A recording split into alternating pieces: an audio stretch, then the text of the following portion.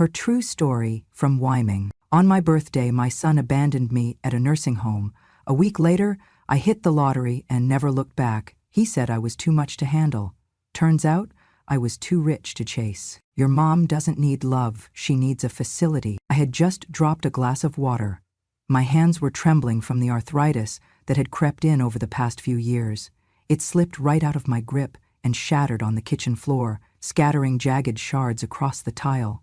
I stood there, frozen, ashamed, staring down like a child caught in a mess she did not mean to make. Before I could bend to pick up the pieces, I heard her voice, sharp, cold, and so casual it sliced through me like glass. You want to wipe her mouth for the rest of your life? Be my guest. But I say we drop her off and be done with it. My son did not answer right away. The silence that followed was heavier than any scream. Maybe he nodded. Maybe he looked away. I will never know. I only know that I stood on the other side of that kitchen doorway, invisible in the very house I once bled to build. The house still smelled like the wood polish I used every Saturday, back when Saturdays meant pancakes and cartoons and laundry on the line. The photos on the wall were ones I had hung, family vacations, graduations, Christmas mornings. And yet now, every corner felt foreign, like a museum where I was no longer allowed to touch the exhibits. I had been a nurse for 33 years. I had held the hands of dying children, stitched up drunk teenagers, and sat by countless bedsides where no family came. I had buried a husband and raised a son alone. I had balanced the checkbooks, fixed the roof twice, and even negotiated with the bank when we were 3 months behind on the mortgage. But none of that mattered anymore. Not to them. Now I was just the woman who dropped a glass. I remember the sound of the glass hitting the floor, more than the pain in my knees when I bent down. It was the sound of something breaking that could not be glued back. It was the moment I realized I was not a mother to them anymore. I was a mistake they were tired of fixing. I should have said something. I should have stepped into that kitchen, looked my son in the eye, and asked him where the hell his memory went. But I stayed silent.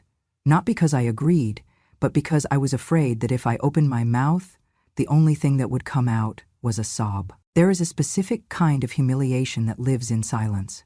It is not loud or theatrical. It is the quiet sting of realizing you are no longer respected in the place you once ruled, with grace and grit. I watched my daughter-in-law step over the broken glass with a wrinkled nose, like my clumsiness had offended her personally. She tossed a dish towel toward the floor and walked away. My son followed her, no longer even looking at me. They did not see me crouch down to pick up the pieces with trembling hands.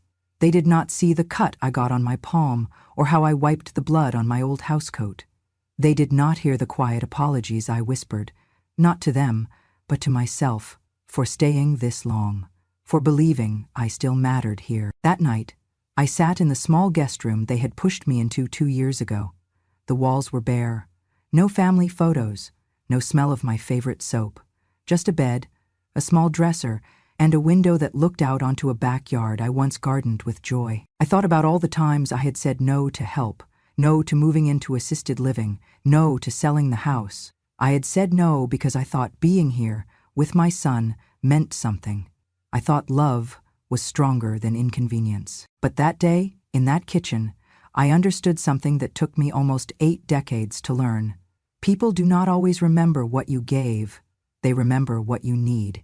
And once you start needing more than you can give, you become a burden. That is what I had become, a burden with shaky hands and a memory that sometimes fumbled for names. Later that night, I heard them laughing in the living room. My daughter-in-law's voice rang sharp, her words curling with that tone people use when they think old people cannot hear well. If she cannot even hold a fork anymore, what is the point? They laughed. They laughed while I sat upstairs, bleeding from a cut they did not notice, in a house I once filled with warmth. That was the night I stopped calling this place home. Crisis does not always come like a fire. Sometimes it walks in quiet, barefoot on familiar floors, and simply takes its place at the table. I lay in bed with the lights off, staring at the ceiling. My fingers throbbed, my pride did worse. The ache in my chest was not from age, it was from the truth. I had become something they tolerated, not someone they loved. And somewhere in the dark, I finally whispered the words I had been too ashamed to say aloud. They do not want me here. I was not just unwelcome, I was in the way. That realization hurt more than any cut, more than any fall I had ever taken, because it meant I had to face the truth I had been avoiding for months, maybe years. In the house I once built, with hands that had healed, cooked, comforted, and carried, that same house now saw me not as a person, but as a problem. And the worst part was not the betrayal. It was the understanding that this was not sudden. It had been growing, inch by inch, hidden under polite smiles and closed doors. I was no longer seen. I was no longer heard. I was just a spoon that slipped, a cup that broke, a mother who needed too much. I lay there in silence, knowing that tomorrow would bring something I could not stop. I just did not know yet that it would also bring something I could never have imagined. They told me we were going on a little trip for my birthday. A weekend retreat, my daughter-in-law had said too cheerfully. Just a little getaway. You deserve some pampering. My son added, "It's a nice place, Mom, real quiet. They've got gardens, good food, even book clubs." I wanted to believe them. I really did. After everything, I clung to the small hope that maybe, just maybe, they remembered who I used to be, that I was still worth celebrating, that 79 years of living, of giving, meant something. So I packed carefully. I chose my nicest blouse, the one with the delicate lace collar my late husband had always liked. I brought along 2 books I had been saving for a quiet day, and a pair of thick wool socks that kept my feet warm at night. I even added a small tin of lavender lotion I had been saving for a special occasion. This, I told myself, was special. I imagined a quiet cabin in the mountains, maybe tea in the afternoons, maybe someone bringing me a slice of cake while my son smiled and said, "You've earned this, Mom." That morning I sat by the window in my coat, hands folded, heart hopeful. They loaded my suitcase into the trunk, and I held on to that hope all the way through the 2-hour drive. But when the car turned into a gated drive, my chest tightened. It was not a resort. It was not a cabin. It was a facility, the kind with beige walls, faded signs, and too many windows locked from the inside. I looked at my son, confused. He avoided my gaze. "We'll check you in real quick, just for the weekend," he mumbled, as if the words tasted bitter. My heart pounded. My hands gripped my bag so tightly my knuckles turned white. Something was wrong. Everything in me screamed that this was not what they said. Inside, the smell of bleach and old linens met me like a slap. A woman behind the counter smiled politely, but her eyes darted from me to the clipboard in front of her. My son whispered to her. I caught only fragments. "Stays quiet. Some forgetfulness. Family emergency next week." They led me to a room with pale yellow walls and a single bed made military tight. There was a plastic chair by the window, a television bolted to the wall, and no hint of celebration. No balloons, no cake, no music. I turned to my son. "Where are we?" I asked. "It's just for a few days," he said, too quickly. "We'll come back. Just get some rest." Then he set down my small bag, just one. Not my suitcase, not the one with my books or my socks or the blouse I had ironed, just a tote bag, like I was staying overnight, like I had not spent my life packing lunchboxes and healing fevers and holding this boy through the darkest nights of his life. I opened my mouth to speak, but the air had left it. Before I could protest, he kissed the top of my head and said, "Take care, okay?" And just like that, they left. No explanation, no goodbye, no birthday wishes. I sat on the edge of the bed, numb, as the door clicked shut behind them. A few minutes later, a nurse walked in. Young, polite, and clearly uncomfortable. She handed me a clipboard. "Your son signed the paperwork. You're on a full-time care plan, Mrs. Gardner. Indefinite stay. He said you were aware." I stared at her. "Aware," I whispered. She shifted awkwardly. "Sometimes the transition is hard." I looked down at the paper. My name, my date of birth, my medical history, my son's signature. Indefinite, indefinite, indefinite. The word echoed in my head like a scream in a hollow cave. I clutched the arms of the plastic chair. My breathing got shallow. Not from age, not from illness, but from rage. They planned this. This was not a retreat, not a getaway. It was an exile, a removal. They dressed it up with lies and fake smiles and the promise of rest, but it was nothing more than abandonment. wrapped in a bow. In that moment, I was not a mother. I was a task completed. I wanted to scream. I wanted to rip up that paper, to storm out into the parking lot and demand they take me home, but they were already gone. The tin of lavender lotion sat unopened in the bag. My books, my socks, my carefully folded blouse, they were still at home. My home. The one they'd just removed me from without a second thought. I looked out the window, past the manicured garden, and into the dying light of a Wyoming afternoon. Snow was starting to dust the hills. It looked peaceful, beautiful even, but all I could feel was betrayal. They had calculated this, not an impulse, not a desperate decision. They packed my bag. They lied to my face. They timed it for my birthday so they would not feel guilty. That was the worst part. They wanted to feel good about what they did. I sat alone in that pale room, knees cold, heart burning, and screamed inside my chest. I screamed without a sound, because what mother wants to admit her own child would rather erase her than honor her. I did not cry, not that day, but something inside me cracked, and this time it would not be glued back. The room smelled like disinfectant and despair. It clung to everything, the curtains, the sheets, even my skin. A sharp, sterile scent meant to signal cleanliness, but never comfort. The kind of smell that told you, this is a place for endings, not beginnings. Every morning began the same way. A knock at the door, a nurse too cheerful for the hour, a reminder that today was oatmeal again. They called it a care facility, but the care felt more like management, routines, rotations, regulated pills in plastic cups, faces changed shift by shift, but the tone stayed the same, gentle, practiced, emotionally detached. I never caused trouble. That was important to me. I took my medicine without complaint. I smiled when they asked if I was feeling okay today. I sat through the group TV hour, even when the channel was something I had no interest in. But inside, I was taking inventory. Every comment, every glance, every sigh when someone asked to be helped to the bathroom. We were not people here. We were tasks. I sat through lunches in the cafeteria, where the tables were filled with other women like me. Some quiet, some confused, some clinging to memories that played on repeat. I watched the aides serve food, then retreat to their phones. I saw the way they spoke to some of the more frail women, with exaggerated baby talk, as if age had stripped us of dignity. And I remembered my daughter-in-law's voice. If she cannot even hold a fork anymore, what is the point? She had said it with a laugh. A joke, supposedly. But it was a truth in her heart. That fork, that glass, that trembling hand, that was all it had taken to convince them I was no longer useful. No longer a matriarch, or a caregiver, or a person of worth.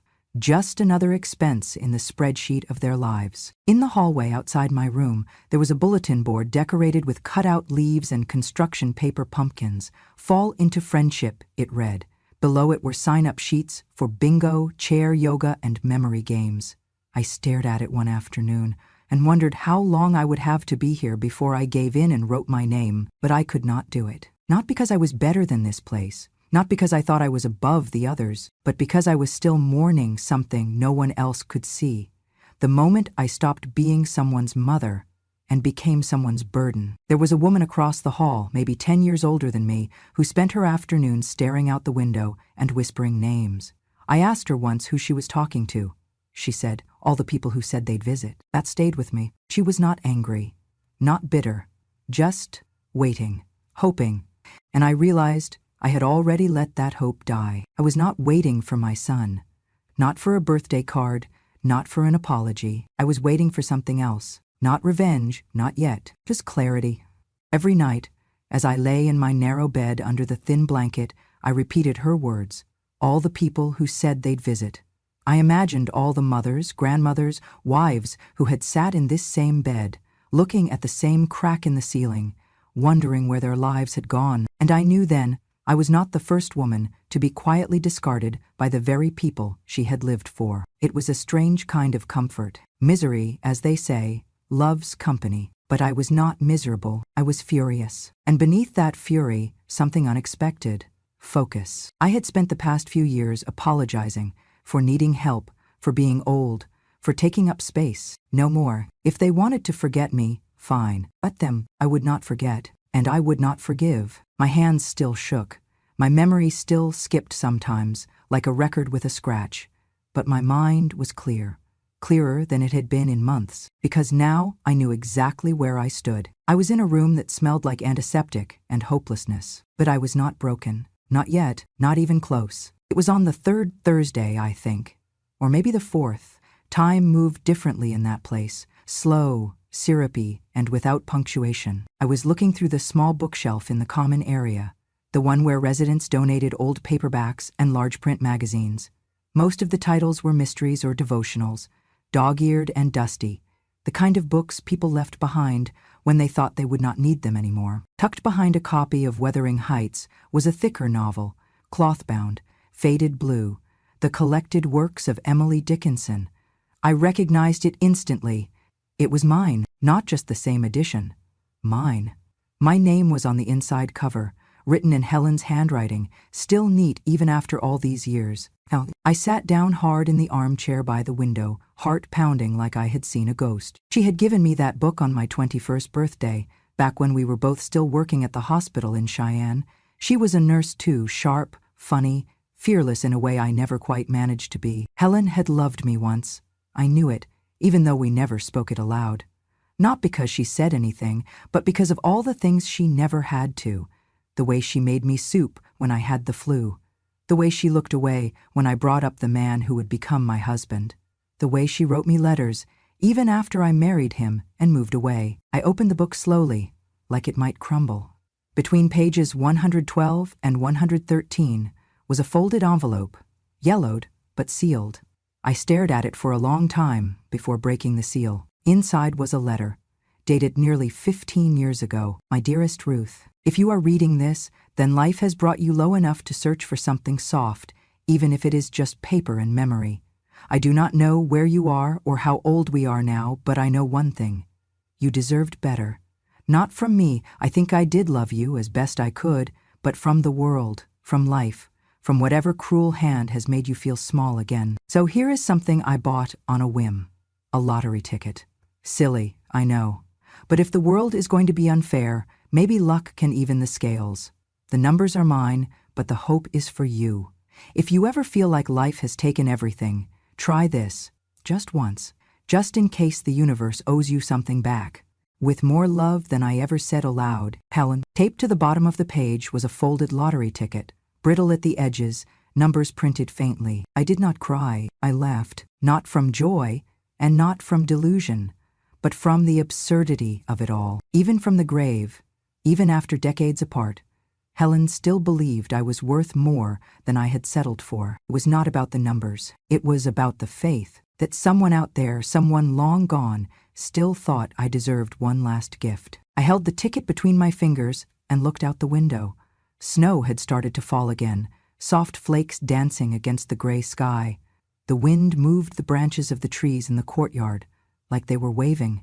I could almost hear her voice. I hope you win, Ruth, I really do. And for the first time in weeks, maybe months, I felt something other than anger or grief. I felt remembered, not by my son, not by the people who should have protected me, but by someone who had loved me in silence, in waiting, in letters no one else knew about. The nurses passed by, wheeling carts, calling names, checking vitals, the usual hum of this quiet prison. But I sat there in that chair with a folded piece of paper in my hand and a pulse in my chest that beat just a little louder than it had the day before, because hope, ridiculous, fragile, foolish hope, had returned. Not because of luck, because of love. It was a Saturday afternoon when the world shifted. I was sitting in the common room, the one with the vinyl armchairs that stuck to the backs of your legs and the TV mounted too high on the wall.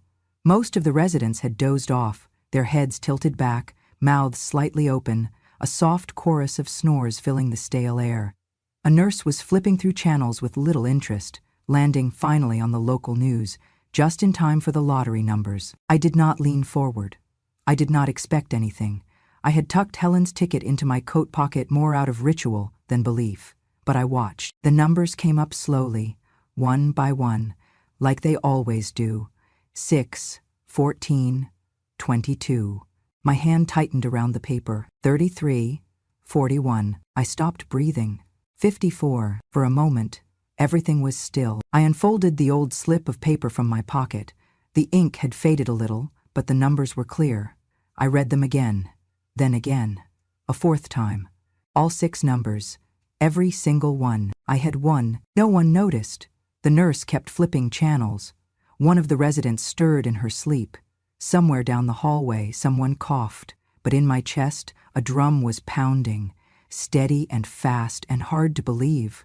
I stood up slowly, as if the floor might drop out from under me. My knees were weak, but not from age, from possibility. Back in my room, I closed the door, sat down on the bed, and stared at the ticket. Not a dream, not a prank. $87 million. The air felt different, heavier but lighter all at once, as if the walls of the facility were suddenly too small to hold me. I picked up the small flip phone my son had given me 2 years ago, the one I barely used, the one they probably hoped I would forget how to operate. My fingers moved slowly, deliberately.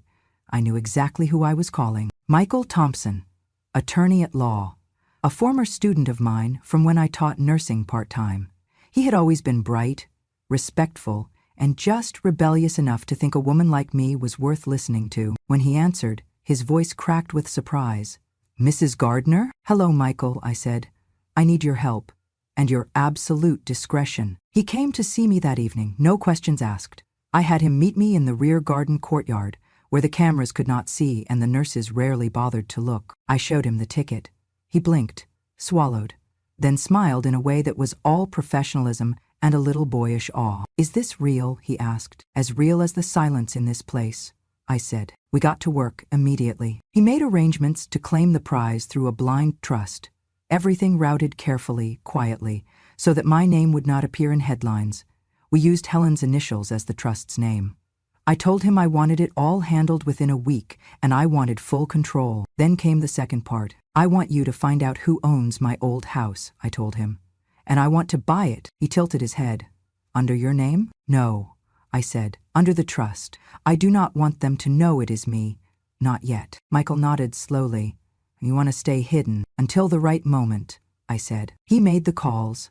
I watched him from across the courtyard, the autumn wind brushing leaves along the path like whispers. I did not smile. Not yet. I was still holding it all in, every bruise from every word that had stripped me of value. By Monday, the transaction was underway. My account under the Helen R. Trust had been credited with the winnings. The house was in the process of being purchased. My son and daughter-in-law had no idea the buyer was me. I requested one final thing: relocation. Michael helped coordinate a transfer out of the nursing facility. A private healthcare advocate signed the papers, citing a new premium care residence on file. I left without a goodbye. They offered to pack my things, but I told them I had everything I needed. In truth, I did not want anything from that place to follow me. The car that picked me up was warm, leather-seated, with a thermos of hot tea in the cup holder. I rode with my eyes open, watching the hills of Wyoming roll past like old memories. I thought of Helen, of her laughter, her letter, the fact that she had given me this final push, this quiet revolution. When we reached my new home, a modest cabin on private land, surrounded by birch trees and silence, I stepped out, closed my eyes, and breathed in freedom. For the first time in over 30 years, I did not have to ask permission to go outside. I did not have to explain why I needed more time, more space, more love. I did not have to apologize for the body that had aged or the mind that had slowed. I was not a burden. I was not a patient. I was not a guest. I was the owner. I stood on the porch, warm mug in hand, and watched the sun set, without anyone calling me inside or checking their watch or sighing with impatience. The quiet was not lonely. It was mine, and I exhaled, because I had not just won the lottery. I had reclaimed my life. The cabin was small, but it was enough. It sat on a quiet stretch of land by the lake, hidden behind birch trees that whispered with every breeze. The water reflected the sky like it had nothing to prove. No one knew I was there, and for the first time in years, no one expected anything from me. The mornings were mine. I made tea slowly, savoring the sound of the kettle. I read books without being interrupted. I walked by the water, wrapped in a shawl Helen had given me decades ago, and let the cold bite my cheeks. No calls, no caretakers, no condescension, only peace. Meanwhile, 3 towns over, my son received a letter he never expected. The house, the one I built with my husband's hands, the one where I raised him, comforted him, fed him, had been sold. The new owner, operating through a holding company, was raising the rent by nearly triple. Sudden, legal, and final. Michael had ensured everything was airtight. There would be no loopholes, no negotiation. The trust owned the property, and the trust wanted a new tenant or a clean exit. They panicked. They called the real estate office, begging to speak to the owner. They demanded explanations, tried to guilt the agent into reconsideration, but no one at that office knew who I was. On paper, I was no one. They were told, simply, the terms are non-negotiable, you have 30 days. I watched it all unfold from a secure login Michael set up. The front door camera still fed to a cloud server.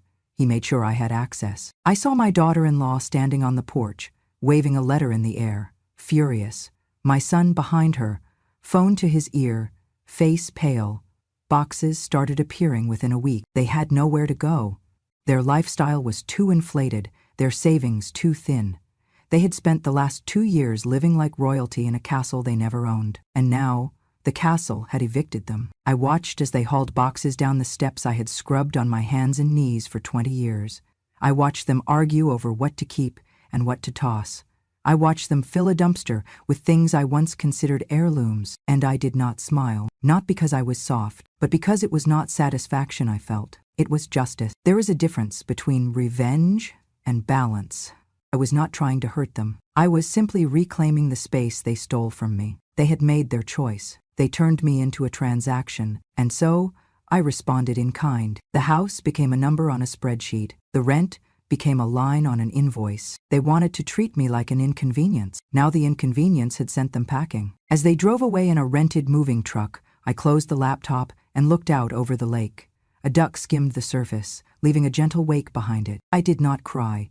I did not cheer. I just sat there, hands warm around my mug, and let the silence settle. There was no need for a speech. No need for a final confrontation. They would never know who did this, and they would never know why. But I did. I knew. And for me, that was enough. The day before the cleaning crew arrived, I sent one final delivery to the house. A small envelope, no return address. Inside, a single piece of stationery from the desk I now kept by the cabin window. Cream-colored, thick, the kind Helen used to write on. I wrote the message slowly, with a pen that had belonged to my husband.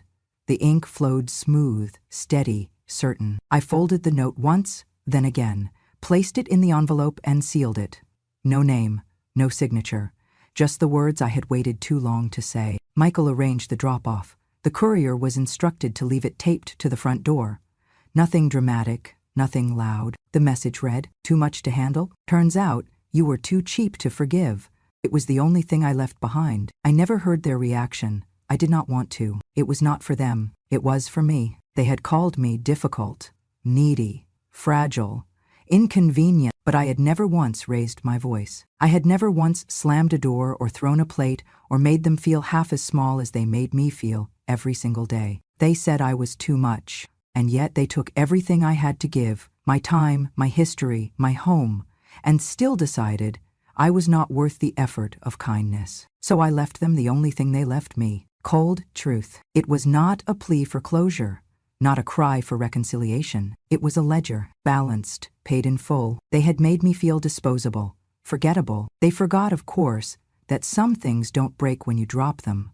Some things sharpen. That paper on their door, it was not revenge. It was a mirror, and if they looked at it long enough, they would see exactly what they had become. I never signed my name. They did not deserve it. They had already erased me from their lives, long ago. I simply returned the favor, not with hate, with precision. I was not taking back love. I was returning absence, one silent envelope at a time. No one knows my name here, and for the first time in a long time, I am grateful for that. The cabin sits just far enough from town that the mail arrives in a bundle every few days. I walk down the narrow path each morning to collect it, wrapped in a shawl, boots crunching on frost-bitten grass. It is a quiet ritual, unremarkable to anyone passing by. But to me, it is freedom. Each morning begins the same way. I boil water for tea, slice an apple, and sit by the window with a book in my lap. I read slowly now, not because I have trouble understanding, but because I finally have time to savor each sentence, The world no longer rushes me. No one calls my name with urgency. No one checks a clock and sighs when I speak. I am not a burden here. I am not anything to anyone, and that is its own kind of peace. Some afternoons I write letters, not to my son, not to the people who left me behind. I write to women like me, to names I find in articles, in local obituaries, in forums online, women who were discarded, sidelined. I never send the letters directly. I work through small nonprofits now, quiet, underfunded organizations that still believe in handwritten notes and second chances. They deliver my messages to nursing homes across the state, folded neatly with care packages I fund anonymously. Sometimes it is just a blanket. Sometimes it is a framed photo of a garden. Sometimes it is a note that says, "You're not forgotten. You are not a mistake. You are not alone." No one knows where the money comes from. The checks arrive signed by the Helen R. Trust, and that is enough. I sponsor music hours, new mattresses, holiday meals. I fund transportation so residents can attend church or just visit a park. These are small things, but to people who have been made to feel small, they matter. They matter deeply. I do not want my name on a plaque. I do not want recognition. I just want the silence we are shoved into, us older women, us mothers, us widows, to feel a little less like a sentence and a little more like a choice. Sometimes, when I walk by the lake, I think about what would have happened if Helen's letter had never found me, if that ticket had never been folded between pages, if I had never been reminded, by someone long gone, that I was still worthy of a better ending. That thought stops me cold every time, because it means there are others still waiting, still sitting alone in quiet rooms, still believing they are too much to handle. And that is why I keep writing, not for closure, not for anger, but to keep their stories and mine alive. One letter at a time, one act of quiet defiance at a time. I do not know where my son is now. I do not ask. I do not check. I do not wonder if he thinks of me, as I am no longer holding out for love that has an expiration date. Some kinds of love are loud and shiny and easy to claim, but the kind that lasts, it is patient, it is quiet. It is the kind that hides a lottery ticket in an old poetry book, just in case. It is the kind that sends blankets to strangers you will never meet, just to remind them they are not invisible. It is the kind that carries no name, but leaves a mark anyway. In the evenings, when the sun disappears behind the hills, I light a candle and sit by the fire. The flames crackle softly. I sip my tea and listen to the wind move through the trees. No one calls, no one knocks, and I am not lonely. I am whole, because I know now that I was never too much. I was simply too strong for small hearts, too sharp for shallow people, too real for those who only wanted me quiet. They could not handle me because they never tried to understand me, and that is not my shame. That is theirs. I do not need them to know I am doing well. I do not need them to wonder where I am. I do not need them to see me happy. I just need to know that at long last, I am living a life that feels like mine. One without apology, one without fear, and without needing to ask if I am allowed. And that is enough. It is more than enough. Because after all this time, I finally believed the one truth I used to whisper to myself when the lights were off and the house was silent. I do not need them to know I lived well. I just need to know I lived right. Thank you for listening to my story. If it touched your heart even just a little, know that you are not alone. Somewhere out there, someone else has felt forgotten, betrayed, or left behind, just like I once did. But remember this, silence is not the end. Sometimes it is just the beginning of a louder kind of truth. If you believe in stories that matter, real stories from the quietest women in the room, then subscribe to Grandma True Stories. Here we don't shout. We remember, we reveal, and we remind the world. Revenge has no expiration date. Wisdom doesn't scream. It endures. And when a grandma speaks, the world listens. Click subscribe and join a community where the forgotten are finally heard.